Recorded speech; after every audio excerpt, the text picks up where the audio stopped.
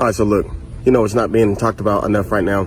The working man is dying in silence, not just physically, but emotionally and spiritually. We are tired. We are living in a day and age where a man could work 40, 50, 60 hours in a week and still be broke, still struggling to pay the rent, still choosing between gas in the car and food on the table. And yet, this society looks down on the working man like he is not doing enough. He's not grinding hard enough. It's crazy because at one point in time, the working man used to be the backbone of this country. The builders, the laborers, the truckers, the cooks, the janitors, the service workers, etc. The everyday man who keeps society running. But now, we're invisible, we're disposable. We are replaceable. And what makes this whole thing worse is that all of this is starting to make men crack mentally.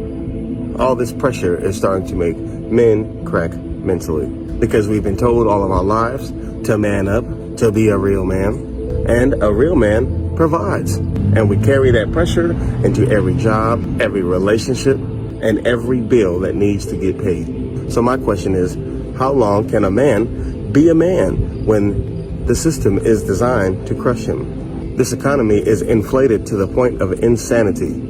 The cost of living is skyrocketing while our wages are flatlined.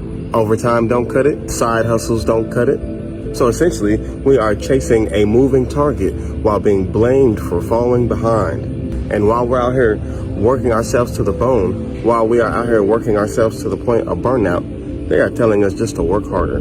But nobody asks how we are holding up mentally. Nobody asks if we are okay. But the truth is, men are out here battling depression, battling anxiety, battling addiction, battling loneliness. But most of the time, we just stay quiet about it. Because when a man speaks up about his pain, the society tells him to suck it up, to be a man. They shame him. They emasculate him. So we shut down.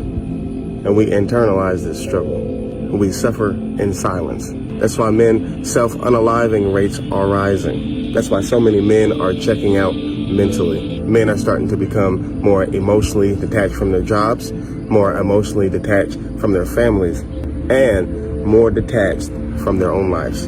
But you won't hear about this on the news. You won't hear about any mental health campaigns for the broke working man. You won't see GoFundMe pages for men's therapy. Because the truth is, nobody cares until it's too late. Men are giving up. And it's not because we're weak. It's because we are exhausted. We are tired of performing in a rigged system where it is never enough, where there's never enough work, where the effort we put forth is never enough. We are tired of trying to pretend like everything is okay when we know that it is not. It's hard out here for the providers. And it's not just financial, it's emotional. You come home after a long shift, drained, tired, and still knowing that the bills are unpaid. And then once you get into your household, you are told that you are not a real man because you can't afford a lifestyle that's become unreachable. And this eats at a man's soul. You work hard, you sacrifice, you give everything you got, and it's still not enough to be respected in this society. And now, the robots are coming. We got automation, AI, self-checkout lane, and food delivery drones. This is not a conspiracy. All this stuff is happening in real time. The very jobs that kept the working man afloat are being erased now. They are being taken by artificial intelligence. The future that they promised us, work hard, provide, and retire, that future does not seem to exist anymore.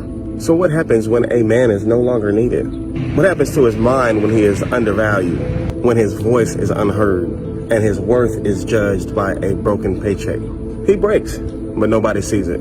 Because men are trained to suffer in silence till one day it's too late. One day he just stops showing up. He stops smiling. He stops fighting. And the world wonders why.